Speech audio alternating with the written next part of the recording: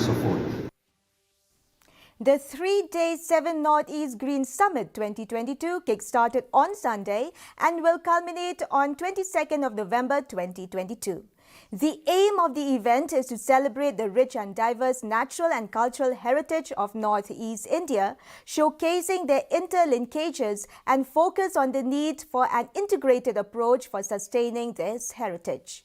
The inaugural session was chaired by Union Minister of State for Education and External Affairs, Rajkumar Ranjan Singh, who, while speaking on the occasion, said that the northeastern part of India is the most diversified region in the biological resources. He further added that though the people take pride in claiming that the northeast region is mostly covered with forests, the reality is totally different.